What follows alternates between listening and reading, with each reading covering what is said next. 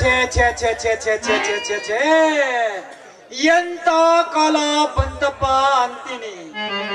ಉಡಾಳ ಮಕ್ಕಳು ಹುಟ್ಟಿ ತಂದೆ ತಾಯಿ ಮಾನ ಮರ್ಯಾದೆ ಕಳೆದು ಕಳ್ಳ ಬೆಕ್ಕಿನಂಗ ಕಳವೆಲೆ ಅಡ್ಡಾಡಿ ಬಿಡ್ತಾರ್ರಿ ಈಗಿನ ಕಾಲದ ಹುಡುಗರು.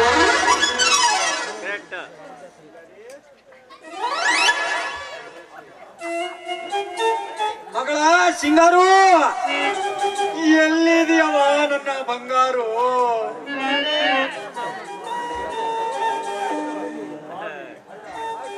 ಎಲ್ಲಿದೆಯವ ಮಗಳ ಸಿಂಗಾರು?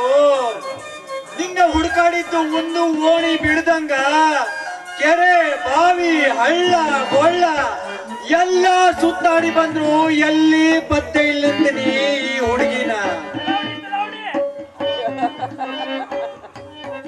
ಎಂತ ಗುಳಿಗೆ ಕೊಟ್ಟಿದ್ನು ಆ ಪುಣ್ಯಾತ್ಮ ನಂಜುಂಡ. ಆ ಗುಳಿಗೆ ನುಂಗಿ ನೆಲ ಹಿಡಿದು ಬಿದ್ದಿದ್ನು. ಅದೇ ಗದ್ದಲ್ದಾಗ ನನ್ ಮಗಳು ಪರಿಹಾರ ಆಗ್ಬಿಟ್ಟಾಳಪ್ಪ, ಪರಿಹಾರ ಆಗ್ಬಿಟ್ಟಾಳ ಅಂತೀನಿ.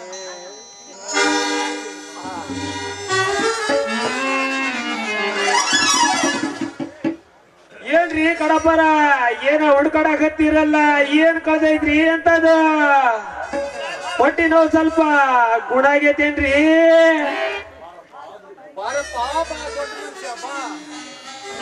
ನಿನ್ನ ಗುಳಿಗೆ ನುಂಗಿ ಎಂತ ಅನಾಹುತಾಗಿದ್ ಗೊತ್ತೇನ್ಲಿ ತಮ್ಮ? ಏನಾಗೈತ್ರಿ? ಅಲ್ಲಲ್ಲೇ ನಂಜುಂಡ, ಆಯುರ್ವೇದಿಕ್ ಡಾಕ್ಟರ್ ಅಂತ ಒಟ್ಟು ಎಷ್ಟು ಬಂಬಾಟಾಗಿ ಹೇಳಿದ್ಲಿ ತಮ್ಮ. ಅಂತವ್ ಏನದವ್ಲೇ ತಮ್ಮ ನಿನ್ನ ಹತ್ರ ಗುಳ್ಗಿ ಅಂತೀನಿ. ಅವಟ್ಟೆಷ್ಟು ದೊಡ್ಡ ಬಿರು ತಗಂದಿ ನಿನ್ನ ಆಯುರ್ವೇದಿಕ್ ಗುಳ್ಗಿನ್ನ.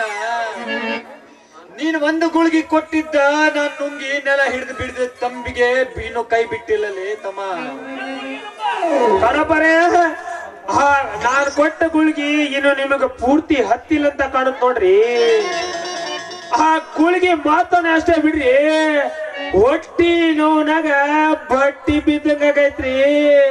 ಮತ್ತೊಂದ್ ಗುಳ್ಗಿ ಕೊಡ್ತೀನಿ, ನುಂಗ್ ಬಿಡ್ರಿ, ನೆಟ್ಟಗ ಉಡ್ತೀರಿ.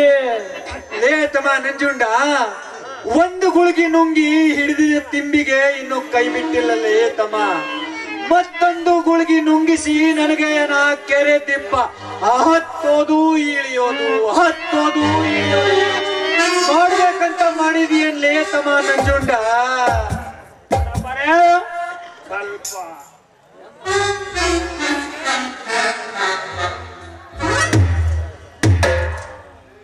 ಕಡಪರೆ ಹೇಳಪ್ಪ ತಮ್ಮ ನಂಜುಂಡ. ನಮ್ಮ ಆಯುರ್ವೇದಿಕ್ ವೈಜ್ಞಾನಿಕ ದೃಷ್ಟಿಯಿಂದ ತಿಳಿದು ನೋಡಿದ್ರ ನಿಮ್ಮ ಜೀವಕ್ಕ ಇದೇ ಕಡೆ ರೋಗ ಅಂತ ಕಾಣುತ್ತ ನೋಡ್ರಿ. ತಮ್ಮ, ಇದೇ ಕಡೋ ರೋಗ ಅಂತೇಳಿ ಮತ್ತೊಂದು ಗುಳಿಗೆ ನುಂಗಿಸಿ ನನಗೆ ನಾ ಪರ್ಮನೆಂಟ್ ಆಗಿ ಆ ದೊಡ್ಡ ವಸ್ತಿ ಮಾಡಕಂತ ಹೇಳ್ತೀನ್ಲೇ ತಮ್ಮ ನಂಜುಂಡ. ಎಂತ ಮಾತು ಮಾತಾಡ್ತೀರಿ ಕಡಪರ? ನಾನು ಮೊದಲಿಗೆ ಈ ಊರಾಗ ಬಂದಾಗ ಡಾಕ್ಟರ್ ಆದಿರೋದು ಯಾಕಂತೀನಿ, ನಿಮ್ಮಂತ ಮುದುಕರಿಗೆ ರೋಗ ರುಚಿ ಹೆಚ್ಚಾದಾಗ ನಮ್ಮಂತ ಡಾಕ್ಟರ್ ಕೈ ಬೆಚ್ಚಗಾಗೋದು. ತಿಂಗಳಿಗೆ 1-2 ಪೇಷಂಟ್ ದವಾಖಾನಿಗೆ ಬರ್ಲಿಲ್ಲ ಅಂದ್ರೆ ನಾವು ದವಾಖಾನಿ ಗತಿ ಏನ್ರಿ? ಲಮ ಲಮ ಹೊಯ್ಕೋಬೇಕೇನ್ರಿ? ಎಲ್ಲಾರು ಮಾಡೋದು ಹೊಟ್ಟಿ ಪಾಡಿಗಾಗಿ, ಕೇಣು ಬಟ್ಟೆಗಾಗಿ ಕಡಪರ. ಅಲ್ಲಲೇ ತಮ್ಮ ನಂಜುಂಡ, ಹೊಟ್ಟೆ ಪಾಡಿಗೆ ಮಾಡ್ತೀವಂತ ಹೇಳಿ ನೆಟ್ಟಕ್ಕಿದ್ದವ್ರನ್ನ ಸಹಿತ ವೈಕುಂಠ ಕಳ್ಸಕ್ ನೋಡ್ತಿರಲ್ಲೇ ತಮ್ಮ ನಂಜುಂಡ. ಸತ್ಯ ಹೆಣಕ್ ಕೂಡ ಇಂಜೆಕ್ಷನ್ ಚುಚ್ಚಿ 10 ರೂಪಾಯಿ ಉಸ್ಲಿ ಮಾಡೋ ಮಂದಿ ಇದಿರ್ಲೇ ತಮ್ಮ ನೀವು. ನಿಮ್ ಕೈಯಾಗ ಯಾರು ಪಾರಾದಾರ್ಲೇ ತಮ್ಮ? ನಿಮ್ ಕೈಯಾಗ ಯಾರು ಪಾರಾದಾರ್ಲೇ ತಮ್ಮ ನಂಜುಂಡ? ಕಡಪರೆ, ಇಂಜೆಕ್ಷನ್ ಎಣ್ಣೆ ಪುಕ್ಷಾಟಿ ಬರುತ್ತೇನ್ರಿ? ಹೆಣಕ್ ಹಾಕಿದ್ರು ಅದೇ ಎಣ್ಣೆ, ಹೆಣ್ಣಿಗೆ ಹಾಕಿದ್ರು ಅದೇ ಎಣ್ಣೆ, ಗಂಡ್ಸಿಗೆ ಹಾಕಿದ್ರು ಅದೇ ಎಣ್ಣೆ. ಎಷ್ಟ್ ಎಣ್ಣೆ ಕಳ್ಕೊಬೇಕಷ್ಟ ಕಳ್ಕೊಂಡ ಬಿಟ್ಟಿರ್ತೀವಿ ನೋಡ್ರಿ. ಇದ್ರಾಗ ನಮ್ದೇನ್ ಮೋಸ ಐತಿ ನೀವೇ ಹೇಳ್ರಿ. ಲೇ ತಮ್ಮ ನಂಜುಂಡ, ನಿನ್ ಎಣ್ಣಿಗ ನಾನ್ ಯಾಕೆ ಬೆಲೆ ಕಟ್ಟಕ್ ಹೋಗ್ಲೇ ಅಪ್ಪ ತಮ್ಮ? ನಿನ್ ಎಣ್ಣಿ ನಿನ್ ಹತ್ರನೇ ಸ್ಟಾಕ್ ಇಟ್ಕ. ಲೇ ತಮ್ಮ ನಂಜುಂಡ, ಇನ್ನು ಒಂದು ಮುಖ್ಯವಾದ ವಿಚಾರ ಗೊತ್ತೈತೆ ಲೇ ತಮ್ಮ. ಅಂತ ಏನ್ ವಿಚಾರ ರೀ? ಬೀಗ್ತನ ಸುದ್ದಿ ಇದ್ರೆ ಹೇಳ್ರಿ, ಮಾಡೋಣ ಮುಂದೆ ವಿಚಾರನ. ಲೇ ತಮ್ಮ ನಂಜುಂಡ ಬೀಗದ ಸುದ್ದಿ ಅಲ್ಲಲೇ ಅಪ್ಪ, ಮತ್ತ ಪತ್ತೆ ಹಚ್ಚ ಸುದ್ದಿಲೇ ಅಪ್ಪ. ಪತ್ತೆ ಹಚ್ಚ ಸುದ್ದಿನ ಅವನ್ಲೇ ನಾನೇನ್ CBI ಶಂಕರ್ ಮಾಡಿದ್ರೇನ ಪತ್ತೆ ಹಚ್ಚ ಸುದ್ದಿನಿ ಕಡಬರೆ. ಹೇಳ್ರಿ ತಮ್ಮ ನಂಜುಂಡ. ಎತ್ತು ಕಳ್ಕೊಂಡಿರಾ, ಎಮ್ಮೆ ಕಳ್ಕೊಂಡಿರಾ, ವಾಚ್ ಕಳ್ಕೊಂಡಿರಾ, ಉಂಗುರ ಕಳ್ಕೊಂಡಿರಾ, ಏನು ಮತ್ತೆ ನಿಮ್ ಮಗಳನ್ನೇನಾರ ಸಮಾಧಾನ ಸಮಾಧಾನ ಅಲ್ರಿ ಕಡಪರೆ. ಅವನ್ಲೇ ತಮ್ಮ ನಂಜುಂಡ ಮಗಳ ಕಳ್ಕೊಂಡಿರ್ಲೇ ತಮ್ಮ. ಅದಕ್ಕ ನಮ್ಮ ಹುಡುಗ ಅಂತ ನಿನಗ ಸ್ವಲ್ಪ ಬುದ್ಧಿ ಹೇಳಕತ್ತೀನ್ಲಿ ತಮ್ಮ. ನೀನ್ ಇಷ್ಟಿದ್ದನ್ನ ಇಷ್ಟು ಉತ್ತ ಮಾಡಿ ಹೇಳೋ ಹುಡುಗ ನೀನು. ಫಸ್ಟ್ ಒಡಕ್ ಬಾಯಿ ಹುಡುಗಲೇ ತಮ್ಮ ನೀನು. ಅಲ್ರಿ ಕಡಪರ, ನಿಮ್ ಮಗಳ ಕಳೆಯಾಕ ನಮ್ಮೂರ್ ಏನ್ ಜಾತ್ರಿ ಗದ್ದಲ್ದಾಗ ಬಿಟ್ಟು ಬಂದಿದ್ರ ಏನ್ ಜಾತ್ರಿ ಬಂದಿರೋ ಹುಡ್ರು ಎತ್ಕೊ ಹೋಗ್ಯಾರ. ಹೆಂಗ್ ಹೇಳ್ತಿ ನಿಮ್ ಮಗಳ ಕಳ್ದಾನಂತ? ಅಲ್ಲಲೇ ತಮ್ಮ ನಂಜುಂಡ, ನಿನ್ನ ಕೈ ಮುಗಿದ್ ಹೇಳ್ತೀನ್ಲೇ ತಮ್ಮ ನಂಜುಂಡ. ಇಡೀ ಮಾಡ್ಲಿಗೆ ತಾಂಡ ಊರ್ ಜನ ಕುಂತಾರ್ಲೇ ತಮ್ಮ. ಈ ಕಡಪ್ಪನ ಮಗಳು ಓಡ್ ಹೋಗ್ಯಾಳಂತ ಹೇಳ್ಬೇಡಲೇ ತಮ್ಮ. ಎಲ್ಲ ನನ್ ಮರ್ಯಾದೆ ಹೋಗ್ತೀನಿ. ಏನೋ ನಮ್ಮ ಹುಡುಗ ಅಂತ ನಿನಗ ತಿದ್ದಿ ಬುದ್ಧಿ ಹೇಳ್ತಾ ಇದ್ದೀನಿ ತಮ್ಮ. ನನಗೆ ಬುದ್ಧಿ ಹೇಳಕ್ ಬರ್ತೀರಲ್ರಿ ನೀವು. ನಮ್ಮ ಹತ್ರ ಬುದ್ಧಿ ಸ್ಟಾಕ್ ಇಟ್ಕೊಂಡ ಹತ್ತೀವಿ. ಯಾರಿಗಾರ ಕೊಡ್ಬೇಕಂತ ಮಾಡೀವ್ರಿ. ನಿಮ್ ಮಗಳಿಗೆ ಹೇಳ್ರಿ ನಾ ಬುದ್ಧಿನ. ನಮಗ್ ಹೇಳಕ್ ಬರ್ತಾರ ಬುದ್ಧಿ ಅಂದ್ರ ಈಗ ನಿಮ್ ಮಗಳ ಕೈ ಕೊಟ್ಟಳಂಗಾತ್. ಕೈ ಕೊಡೋದಷ್ಟೇ ಅಲ್ಲಲೇ ಅಪ್ಪ ತಮ್ಮ ನಂಜುಂಡ, ಮತ್ತೆ ಮನೆಯಲ್ಲಿ ಇದ್ದ 2 ತೋಲಿ ಬಂಗಾರನು ಎತ್ಕೊಂಡು ಹೋಗ್ಬಿಟ್ಟಳೆ ತಮ್ಮ. ಆದ್ರೂ ನನಗೊಂದು ಅನುಮಾನ ಕಂಡ್ಲೆ ತಮ್ಮ ನಂಜುಂಡ. ಏನ್ರಿ ಅನುಮಾನ ಅಂತ? ಅದು ಇವತ್ತಿಗೆ 3 ದಿವಸ ಆಯ್ತು. ನನ್ನ ಮಗ ಸಿದ್ಧಂಗ ನನ್ನ ಕಣ್ಣಿಗೆ ಕಂಡಿಲ್ಲಲೇ ತಮ್ಮ. ಅವನ ಎಲ್ಲಿ 9 ಹೊಡೆದಿರ್ಬೇಕಂತ ನನಗೆ ಒಂದು ಅನುಮಾನ ಆಯ್ತು ನೋಡ್ಲೇ ತಮ್ಮ. ಅದಕ್ಕ ಅಂದಿದ್ದು ನಮ್ಮ ಮೊದಲು ನಿಮ್ ಮಗಳಿಗೆ ಹೇಳ್ರಿ ನಾ ಬುದ್ಧಿನ. ಮುಗ್ದಾರ ಹಾಕ್ರಿ, ಕಂಬ ಕಟ್ ಹಾಕ್ಬಿಡ್ರಿ ಅಂತ ಅವತ್ತೇ ಹೇಳ್ದೆ ನಿನಗೆ. ನಮ್ಮ ಮಾತು ಎಲ್ಲಿ ಕೇಳ್ತೀರಿ ನೀವು? ನಿಮ್ ಮಗಳನ್ನ ನಾನೇ ಮದುವೆ ಮಾಡಕಂತ ಮಾಡಿದ್ದೆ. ಎಲ್ಲಿಂದ ಬಂದು ಪರ್ಚರಿಸಿದ್ನೋ ಏನೋ. ಈಗ ನಿಮ್ ಬಾಳ್ವಿ ಏನಾಗೈತ್ರಿ? ಹೌದ್ಲೇ ತಮ್ಮ ನಂಜುಂಡ, ನೀನ್ ಅವತ್ತು ಹೇಳೋ ವಿಚಾರ ನಾನು ಅವತ್ತ ಸ್ವಲ್ಪ ತಲೆಗೆ ತಗೊಂಡಿದ್ರೆ ಬಹಳ ಸಣ್ಣನಾಗಿರ್ತೀನಿ ತಮ್ಮ. ಏನೋ ಇನ್ಕಮ್ ಟ್ಯಾಕ್ಸ್ ಕೊಡೋ ಹುಚ್ಚಿನಾಗ ನಮ್ ಕಣ್ಣೇ ನಿಚ್ಚಳ ಮಾಡ್ದ ನನ್ನ ಮಗ ಶೀತ್ಲಿಂಗ ಲೇ ತಮ್ಮ ನಂಜುಂಡ. ಹೇಳ್ರಿ, ನನ್ನ ಮಗಂದ ಹಾವಳಿ ಹೆಚ್ಚಾಗಿ ಬಿಟ್ಟೈತ್ಲೇ ಈ ಮಾಡ್ಲಿಗೆ ತಾಂಡ್ದಾಗ. ವಯಸ್ಸಿನ ಹೆಣ್ಣು ಮಕ್ಕಳು ಸಿಕ್ರ ಒಂಥರ ಮುಳ ಮುಳ ಮುಳ ಮುಳ ಅಂತಂದೆ ತಮ್ಮ ನಂಜುಂಡ. ಹೇಳ್ರಿ ಕಡಪರೆ, ಹೆಂಗಾರ ಮಾಡಿ ನನ್ನ ಮಗ ಸಿದ್ಲಿಂಗನ ಈ ಮಾಡ್ಲಿಗೆ ಊರು ಬಿಡಿಸ್ಲೇಬೇಕಲೇ ತಮ್ಮ ನಂಜುಂಡ. ಬಿಡ್ಸ ಅಂತ ಹೇಳ್ರಿ. ನಮ್ಮ ಆಯುರ್ವೇದಿಕ್ ವೈಜ್ಞಾನಿಕ ದೃಷ್ಟಿಯಿಂದ ತಿಳಿದ್ ನೋಡಿದ್ರ ನಿಮಗ್ ಕೊಟ್ಟಿದ್ನಲ್ಲ ಹೊಟ್ಟಿ ನೋವಿನಗಳಿಗೆ ಅಂತ 10 ಕೊಟ್ಟು ಅದೇ ಹಾಸಿಗೆ ಸುಳಿ ಸುತ್ತಿ ಎತ್ತಿರಬಾರ್ದ ಹಂಗ ಮಾಡೋಣ ಮಗನ. ಒಬ್ರೇಣಿ ಕಡಪರೆ ನಮಿಗೂ ಸ್ವಲ್ಪ ಹೊಟ್ಟಿ ಕಡಿಯಾಕತೈತ್ರಿ. ನಿನಗೂ ಹೊಟ್ಟಿ ಕಡಿಯಕ್ ಶುರು ಆಯ್ತಲ್ಲಪ್ಪ. ಯಾಕಂದ್ರ ನೀನು ಬಹಳ ಕಷ್ಟಪಟ್ಟಿಲ್ಲ. ನಿನ್ನ ಹೊಟ್ಟಿ ಕಡಿಯಕ್ ಆಗ್ಬೋದು ಅಂದಂಗ ನಿಂದು ಹೊಟ್ಟಿ ಕಡಿಯಕ್ ಶುರು ಆಯ್ತಂತಂದ್ಮೇಲೆ ಹೋಗಪ್ಪ ಇನ್ನೇನ್ ಮಾಡೋಣ.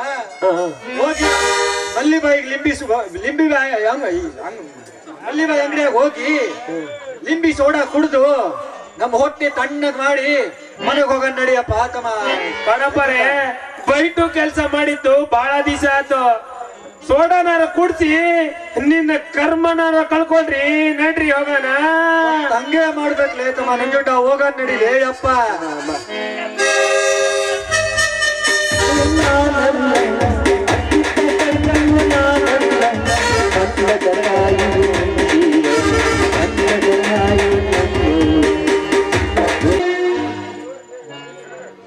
ರಾಧಾ, ನಮ್ಮಣ್ಣ ಶಿವಣ್ಣನನ್ನು ನಾವು ಮನೆ ಬಿಟ್ಟು ಹೊರಗಟ್ಟಿದ್ದಾಗಿನಿಂದ ನನ್ನ ಮನದಲ್ಲಿ ಶಾಂತಿ ಇಲ್ಲ, ನೆಮ್ಮದಿ ಇಲ್ಲ. ಪಾಪ, ಅವನು ಮಾಡಿದ ಅದೊಂದು ತಪ್ಪನ್ನು ನಾವು ಮನ್ನಿಸಿ ಬಿಡಬಹುದಾಗಿತ್ತು. ಆದರೆ ದುಡುಕಿ ಆವೇಶದಲ್ಲಿ ಎಂತ ಕೆಟ್ಟ ಕೆಲಸ ಮಾಡಿಬಿಟ್ಟೆ ಅಂತ ನನಗೆ ಈಗ ಅರ್ಥ ಆಗ್ತಾ ಇದೆ ರಾಧಾ, ಈಗ ಅರ್ಥ ಆಗ್ತಾ ಇದೆ. ಏನ್ರಿ ಏನ್ರಿ ನೀವು? ಏನಾಗಿದೆ ನಿಮಗೆ ಅಂತೀನಿ. ನಿಮ್ಮ ಅಣ್ಣನ ಬಗ್ಗೆ ನೀವ್ಯಾಕ್ರಿ ಇಷ್ಟೊಂದು ತಲೆ ಕೆಡಿಸ್ಕೊಂಡಿದ್ದೀರಾ? ಅದೊಂದು ವಿಷಯಗಳಿಗೆ ಅಂತ ನಾವು ಮರೆಬಹುದಾಗಿತ್ತು, ಆದರೆ ಮುಂದೆ ನಮಗೆ ಬಹು ತೊಂದರೆ ಆಗ್ತಿತ್ತು. ಅದ್ರ ಬಗ್ಗೆ ವಿಚಾರ ಮಾಡಿದ್ದೀರಾ? ಅದರಲ್ಲಿ ತೊಂದರೆ ಏನು ಬಂತು ರಾಧಾ? ಅಣ್ಣ ತಮ್ಮಂದಿರ ಮಧ್ಯದಲ್ಲಿ ಮಮತೆ ಗೋಡೆ ಕುಸಿದು ಬಿದ್ದಾಗ ಆ ಗೋಡೆಯನ್ನು ಮತ್ತೆ ಸೃಷ್ಟಿಸಲು ಸಾಧ್ಯ ಇಲ್ಲ. ಆದರೂ ನನ್ನಣ್ಣ ಅಂತ ಹೀನ ಕೃತ್ಯಕ್ಕೆ ಕೈ ಹಾಕುವನಲ್ಲ. ಒಂದೇಕೋ ಅವನ ತಲೆಯಲ್ಲಿ ದುರ್ವಿಚಾರ ಲಭಿಸಿತು, ನನಗೆ ಅರ್ಥ ಆಗಿದೆ. ಒಟ್ಟಿನಲ್ಲಿ ಹೇಳಬೇಕಾದ್ರೆ ಇದೊಂದು ಮಾಯಾ ಜಗತ್ತು ಅಲ್ಲವೇ ರಾಧಾ? ಮಾಯಾ ಜಗತ್ತು ಅಲ್ಲವೇ? ಅಲ್ಲ, ಏನಾಗಿದೆ ನಿಮಗೆ? ನಿಮಗೆ ಏನಾದ್ರೂ ಸ್ವಲ್ಪನಾದ್ರೂ ಬುದ್ಧಿ ಇದೆಯಾ ಅಂತೀನಿ. ನಿಮ್ಮ ಬಾಯಿಂದಲೇ ಹೇಳ್ತಾ ಇದ್ದೀರಾ ಇದು ಮಾಯಾ ಜಗತ್ತು ಅಂತ. ಅಂದ ಮೇಲೆ ನಿಮ್ಮಣ್ಣ ನಿಮಗೆ ಮೋಸ ಮಾಡಿದ್ದಾನೆ, ಅವನ್ನ ಕ್ಷಮಿಸ್ತಾ ಇದ್ದೀರಾ? ಅಂದ್ರೆ ನಿಮ್ಮ ಪಾಲಿಗೆ ನಾನು ಕೆಟ್ಟೋಳಾದೆ ಅಲ್ವೇ? ಖಂಡಿತ ನಿನ್ನ ಬಗ್ಗೆ ತಪ್ಪು ತಿಳಿದುಕೊಳ್ಳುವುದಿಲ್ಲ ರಾಧಾ. ಮನಸ್ಸಿನ ಮೇಲೆ ಏನೋ ಒಂದು ಪರಿಣಾಮ, ಅದಕ್ಕೆ ಹಾಗೆ ಮಾತನಾಡ್ತೇವೆ. ಹಾ, ಇರಲಿ, ವೇಳೆ ಆಯ್ತು, ಈಗ ಮನೆ ಹೋಗೋಣ ನಡಿ. ನಿಲ್ರಿ, ಯಾಕೆ? ಯಾವಾಗ್ಲೂ ನಿಮ್ಮ ಮುಖದಲ್ಲಿ ಮಂದಹಾಸ ಬೀರ್ತಿತ್ತು, ಯಾವಾಗ್ಲೂ ರಸಿತನದಿಂದ ಕಾಲ ಕಳಿತಿದ್ರಿ. ಇಂದ್ಯಾಕೆ ಮೌನವಾಗಿದ್ದೀರಾ? ರಾಧಾ, ಈ ಮನಸ್ಸೆಂಬ ಬಳ್ಳಿಯಲ್ಲಿ ಬಿಟ್ಟ ಕಾಯಿ ಒಂದು ಬರಿತು ಉಳಿದುಕೊಳ್ಳುತ್ತಾರೆ. ಆ ಬಳ್ಳಿಗಾದ ಕಷ್ಟ ನೀರು ಹಾಕಿ ಸಲ ಹೊರಿದ ಆ ಮಾಲೀಕನಿಗೆ ಏನು ಗೊತ್ತಾಗಬೇಕು? ಅದರ ನೋವು. ಕುಳಿತ ಕಾಯಿಯನ್ನು ಕಿತ್ತು ಒಗೆದರೆ ಆ ಬಳ್ಳಿ ಹಳುತ್ತಿತ್ತು. ನೀನು ಕೂಡ ಅದೇ ಬಳ್ಳಿ ತರ ಬೆಳೆಸ್ಕೊಂಡಿದ್ದರೆ ಬಲ್ಲವರೇ ನಿನ್ನನ್ನು ಕೊಂಡುಕೊಳ್ಳುತ್ತಿದ್ದರೆಂದು ರಾಧಾ, ಕೊಂಡುಕೊಳ್ಳುತ್ತಿದ್ದರೆಂದು. ಆಹಾ, ಎಂತ ಅರ್ಥ ಗಂಭೀರವಾದ ಮಾತು. ನನಗೀಗ ಅರ್ಥವಾಯಿತು ಬಿಡಿ. ಈ ನಂದನವನದಲ್ಲಿ ನಿಮ್ಮ ಜೊತೆ ಹಾಡಿ ನಿಮ್ಮ ಮನವನ್ನು ತಣಿಸಬೇಕೆಂದು ಅರ್ಥವಾಯಿತು. ರಾಧಾ, ಅದೋ ಅಲ್ಲೇ ನೋಡು, ಆ ಮುಗಿಲೆತ್ತರಕ್ಕೆ ಬೆಳೆದು ಮುಗಿಲಿಗೆ ಬಾ ಎಂದು ಬಾಗಿ ಸ್ವಾಗತ ಕೋರುತ್ತಿರುವ ಆ ತೆಂಗು, ಮುಗಿಲೆತ್ತರಕ್ಕೆ ಬೆಳೆದು ಮುಗಿಲಿಗೆ ಬಾ ಎಂದು ಸ್ವಾಗತ ಕೋರುತ್ತಿರುವ ಆ ತೆಂಗು, ಮಾವಿನ ತೋಪು, ಆ ಗಿಡ ಮರಗಳ ಅಡಿಯಲ್ಲಿ ಬೆಳೆದು ನಿಂತಿರುವ ಹಚ್ಚು ಹಸಿರಿನ ಹುಲ್ಲು ಹೂ ಗಿಡಗಳ ಸಂಪು, ಅದಕ್ಕೆ ತಕ್ಕಂತಹ ಸಂಗೀತ ನೀಡುವ ಹಕ್ಕಿ, ಗಿಳಿ ಕೋಗಿಲೆಗಳ ಮಧುರ ನಗಾನ. ಇಂತಹ ಬೃಂದಾವನದಲ್ಲಿ ಎಷ್ಟೇ ಕಷ್ಟವಿದ್ದರೂ ಕೂಡ ಪ್ರಿಯತೆಮೆ ನಪ್ಪಿ ಮುದ್ದಾಡಬೇಕೆನಿಸುತ್ತಿದೆ ಅಲ್ಲವೇ? ಆಹಾ, ಎಷ್ಟು ಸುಂದರವಾಗಿದೆ ಈ ವಾತಾವರಣ. ಇದನ್ನೆಲ್ಲ ನೋಡ್ತಿದ್ದರೆ ನಿಜವಾಗಲು ಈ ಪ್ರೀತಿ ಪ್ರೇಮದ ಬೆಲೆ ಆ ಪ್ರಾಣಿಗಳಿಗೂ ಕೂಡ ಅರ್ಥವಾಗಿದೆ. ಈ ಪ್ರೇಮ ಎಂಬ ಪಂದ್ಯದಲ್ಲಿ ಬಂಧನವಾದ ಮಾನವ ಪ್ರಾಣಿಗಳು ಪ್ರೇಮದ ನೋವಿನಲ್ಲಿ ಅನುಭವಗಳನ್ನು ಒಬ್ಬೊಬ್ಬರು ಒಂದೊಂದು ರೀತಿಯಾಗಿ ಮೆರೆಯುತ್ತಾರೆ. ಪ್ರೇಮ ಕಾಮವಾಗಿ ನಿಂತಾಗ ಎಷ್ಟೇ ಕಲ್ಲು ಹೃದಯವಿದ್ದರೂ ಕೂಡ ಬೆಳಗಿ ನೀರಾಗಿ ಹರಿಯಲೇಬೇಕು. ಹೌದು ಸ್ವಾಮಿ, ನಿಜವಿದೆ ನಿಮ್ಮ ಮಾತು. ನಡಿ, ಭೂಮಿ ಮೇಲೆ ಮತ್ತೆ ಹುಟ್ಟಿ ಬಂದರೂ ಪ್ರೀತಿಯನ್ನ ಅರ್ಥವಾಗದು, ಆದರೆ ಪ್ರೀತಿಯನ್ನ ಅರಿತವರಿಗೆ ಮಾತ್ರ ಗೊತ್ತು ಈ ಪ್ರೇಮದ ಬೆಲೆ ಏನೆಂದು. ರಾಧಾ, ರಾಧಾ, ಈ ಪ್ರೀತಿ ಪ್ರೇಮ ಎಂಬ ಬೆಲೆಯಲ್ಲಿ ನಾವು ಸಿಕ್ಕಿ ಹಾಕಿಕೊಂಡರೆ ತೀರಿತು. ಮನೆಯನ್ನ ಬಿಟ್ಟು ಮನಸ್ಸಿರ್ಬೇಕಾಗುತ್ತೆ ವನದಲ್ಲಿ. ರಾಧಾ, ಈ ಸೃಷ್ಟಿಯ ನಿಯಮವೇ ಹಾಗೆ. ಎಂತ ನೋಟದಿಂದ ಸೃಷ್ಟಿಸಿದನೋ ಆ ಸೃಷ್ಟಿಕರ್ತ. ಕರೆಕ್ಟ್. ಕನ್ನಡ ನುಡಿ ನೋಟವನ್ನು ನೋಡಬೇಕಾದರೆ ಅದೆಷ್ಟೋ ಜನ್ಮ ಪುಣ್ಯ ಮಾಡಿರಬೇಕು ಅಲ್ವೇ? ಹೌದು ರಾಧಾ, ಹೌದು ರಾಧಾ. ಈ ಕನ್ನಡ ನಾಡಿನ ಸುಂದರ ನೋಟವನ್ನು ನೋಡಿದರೆ ನಿಜಕ್ಕೂ ನಮ್ಮ ಜನ್ಮ ಸಾರ್ಥಕ. ಅದಕ್ಕೆ ಕವಿಯು ತನ್ನ ಕಲ್ಪನೆಯಲ್ಲೇ ಹೇಳಿದಾನೆ, ಪುನರ್ಜನ್ಮದಲ್ಲಿಯೂ ನನಗೆ ಈ ಕನ್ನಡದ ಕಂದನನಾಗಿ ಸೃಷ್ಟಿಸು ಎಂದು. ನೀವು ಕೂಡ ಒಬ್ಬ ಕವಿಯಾಗಿದ್ದರೆ ಪ್ರೇಕ್ಷಕಿಯಂತೆ ನಾನು ವೀಕ್ಷಿಸುತ್ತೆ ಆ ನಿಮ್ಮ ಸಾಹಿತ್ಯವನ್ನು. ಪ್ರೇಕ್ಷಕರ ಅಪೇಕ್ಷೆಯಂತೆ ಪಾತ್ರ ವಹಿಸುವ ಒಕ್ಕೂಟ ಆ ಸೃಷ್ಟಿಕರ್ತನ ಸ್ವತ್ತಲ್ಲವೇ? ಅವನೆಂತ ಕಥೆ ನಿರ್ಮಿಸಿದರೂ ಕೂಡ ನಾವು ಅದರಲ್ಲಿ ಅಭಿನಯಿಸಿ ಪಾರಾಗಲೇಬೇಕು. ದೇವಬಲ ಎಂಬುದೇ ಮಾನವನ ಬೆನ್ನೆಲುಬು ಬಾರಾದ ಹಾಯಾಗಿ ಆಡಿತಳಿಸುವ ನನ್ನ ಮನವನ್ನು.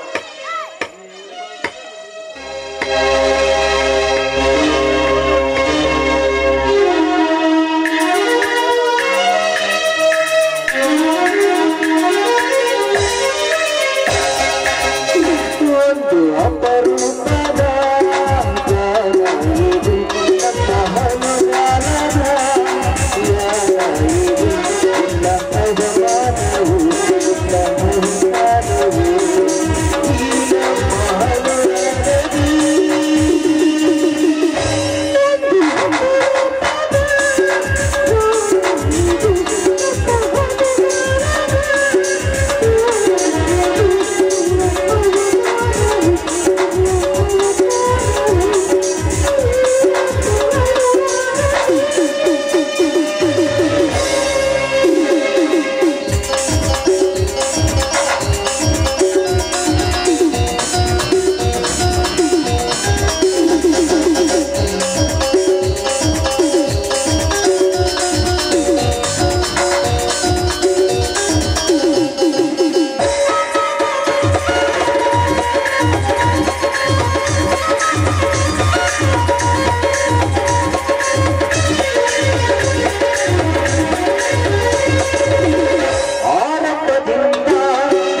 ಆರಂಭಗೊಂಡ ಆಲೋಚನೆ ಆಲಾಪ